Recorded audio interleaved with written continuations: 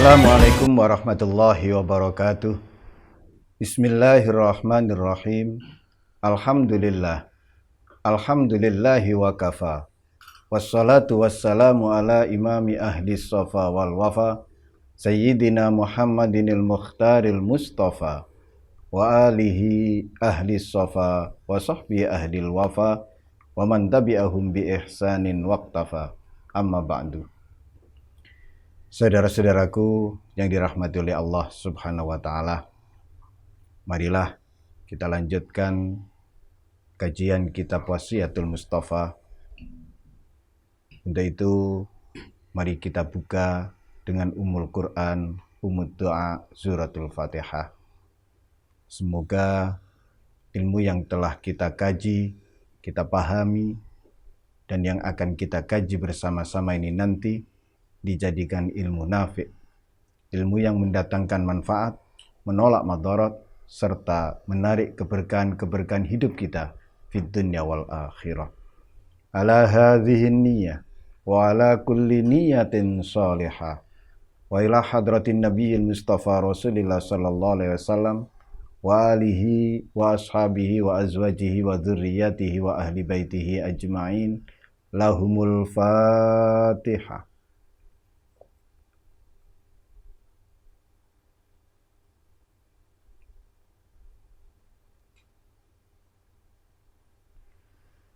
Qala Rasulullah sallallahu alaihi wasallam, ya Ali, walil mura'i thalathu alamatin, yutimmu ruku'ahu wa sujudahu ma'an nas, wa yankusuhu idha shalla wahdah, wa yanshutu li amrin yuthna alaih, wa yadhkurullaha fil mala, wa yansahu fil khala.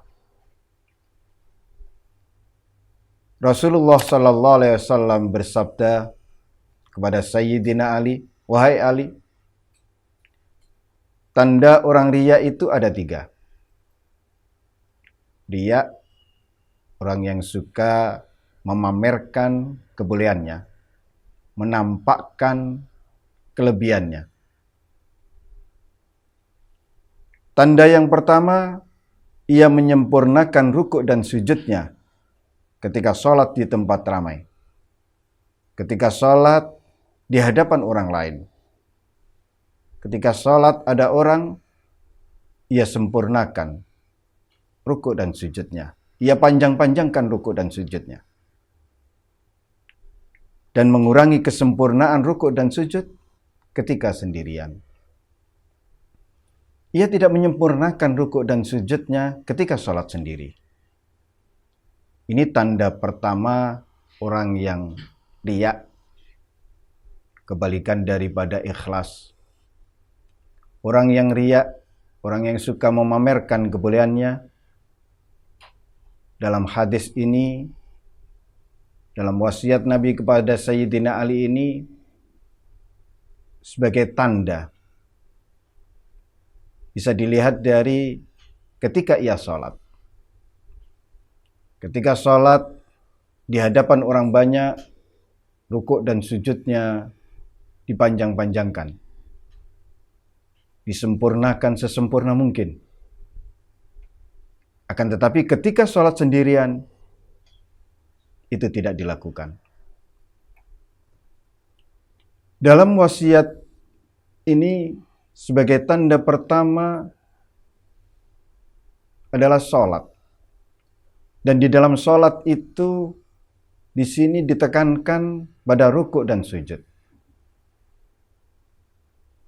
Kita bisa melihat bahwa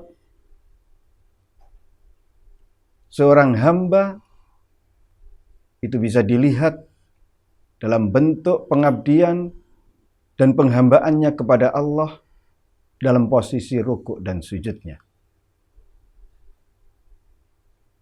Oleh karena itu, setiap kali rukuk, setiap kali sujud, bagaimana agar hati kita rukukkan pula, kita sujudkan pula hati kita. Kemudian efek dari rukuk dan sujud ketika sholat itu kita bawa di kehidupan sehari-hari. Kemanapun kita melangkah, dimanapun kita berada, bagaimana agar hati kita senantiasa dalam kondisi rukuk dan sujud. Rukuk dalam artian bagaimana kita selalu berposisi tawadhu, rendah hati, tidak tinggi hati. Sujud dalam artian kita benar-benar merendahkan diri kita serendah-rendahnya, menghinakan diri kita sehina-hinanya. Sujud dalam pengertian tidak pernah merasa baik, merasa lebih baik, lebih hebat, lebih pintar, lebih tahu, dan seterusnya. Ini bukan ucapan. Maka ketika di dalam sholat, rukuk dan sujudnya belum sempurna, mana mungkin itu kemudian berefek, berimbas ke kehidupan sehari-hari. Dari situlah kita disunnahkan ketika rukuk membaca Subhana rabbiyal azimi wa bihamdi 3 kali.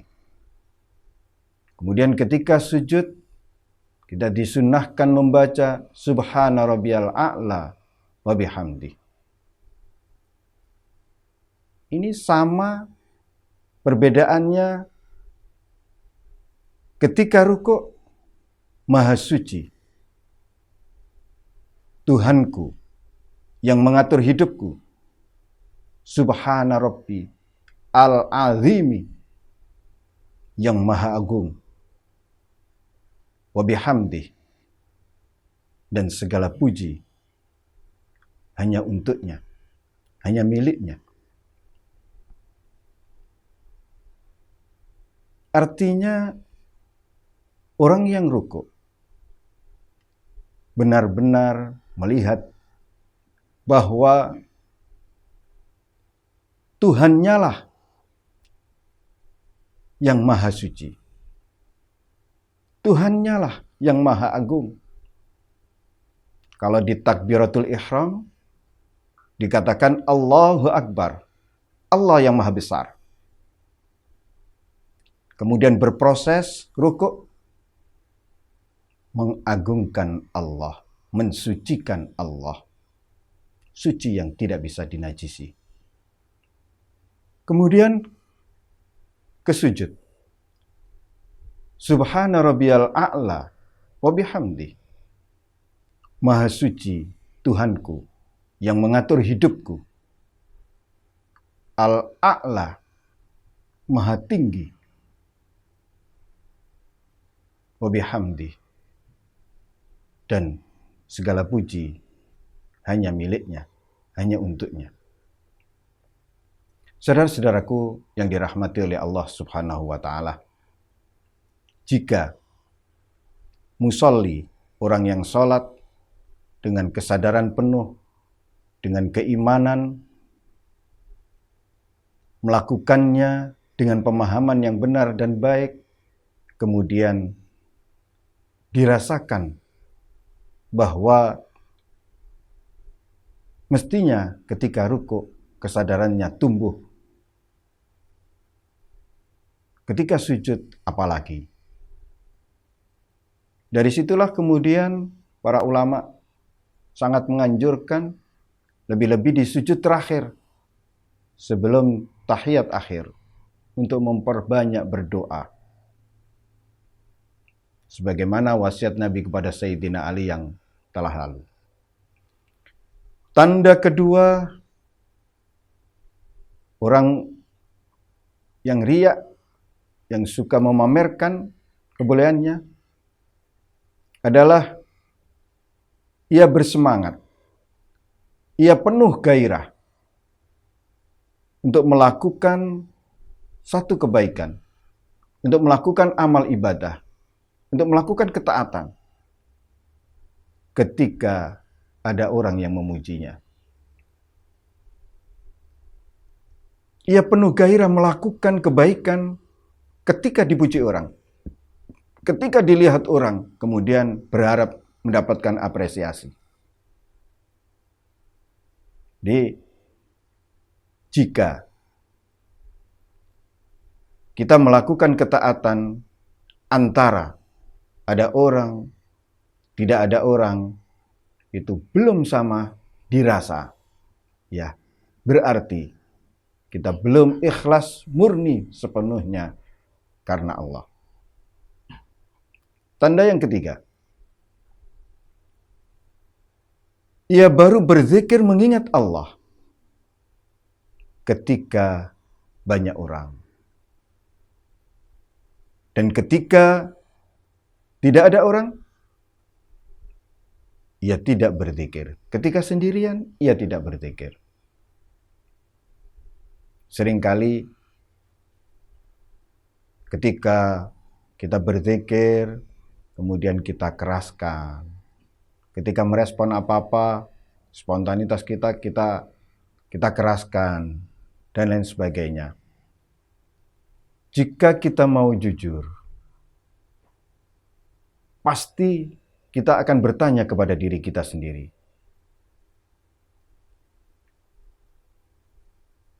Sedikit-sedikit misalkan, astagfirullah. Ini harus kita evaluasi, kita tanyakan pada diri sendiri, apa maksud kau? Apa maksudmu? Kau keraskan dengan beristighfar, bertasbih, berhamdalah, dan seterusnya. Jika ada hadzun nafsi, ada kepentingan pribadi, yaitu berharap dipuji orang lain, nah itulah riya.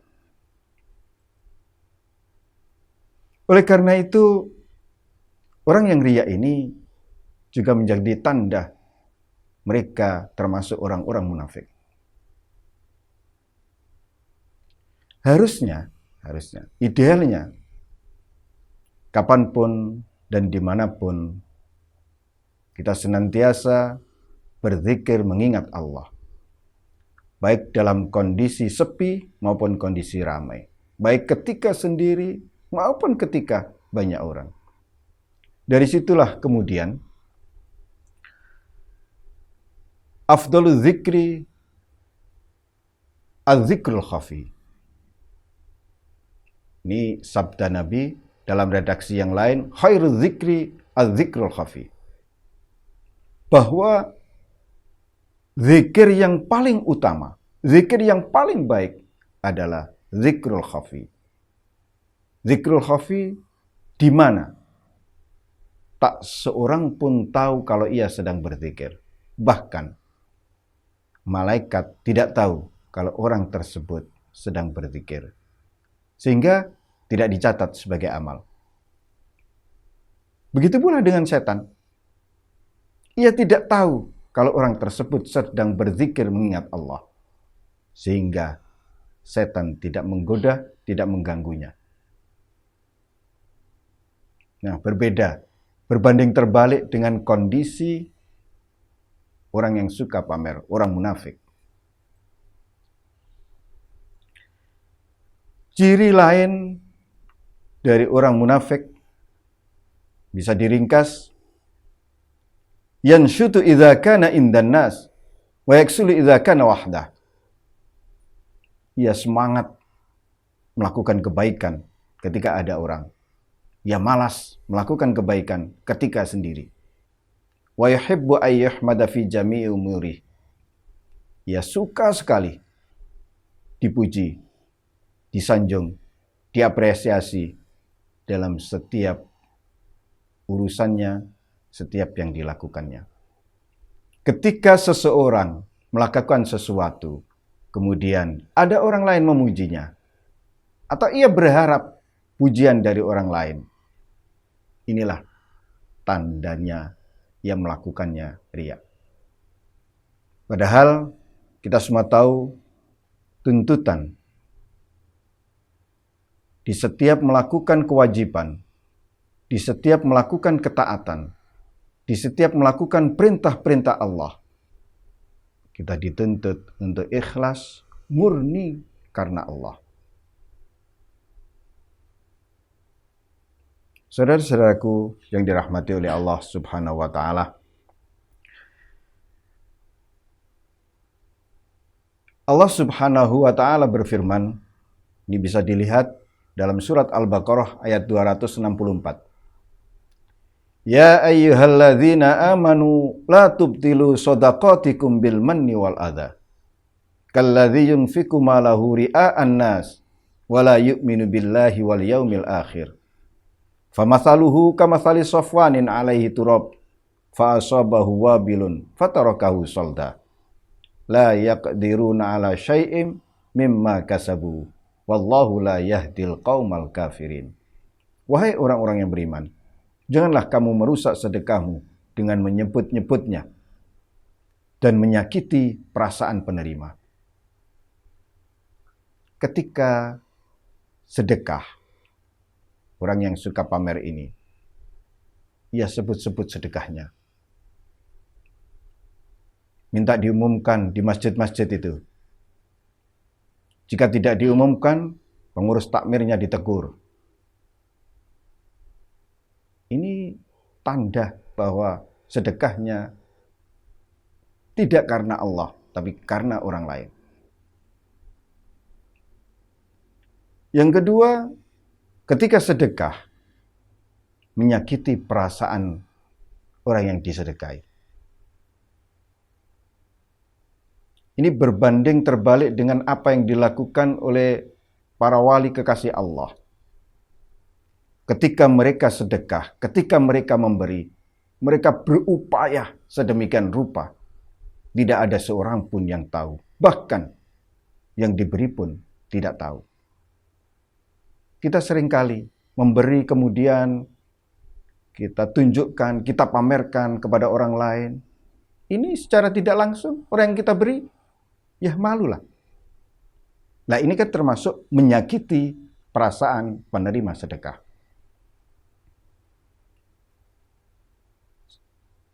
Seperti orang yang menginfakkan hartanya karena riya. Nah seperti itulah riya. Pamer kepada manusia. Dan dia tidak beriman kepada Allah dan hari akhir. Ketika melakukan sesuatu berharap pujian orang lain, ingin menunjukkan kebolehannya, ya di saat itu tidak percaya dia bahwa Allah senantiasa melihatnya. Dia belum bisa beriman bahwa wakafa billahi alima, wakafa billahi syahida. Belum mencukupkan Allah saja yang tahu apa yang dilakukannya. Cukuplah Allah yang menjadi saksi atas kebaikan-kebaikannya. Ya, memang berat ini.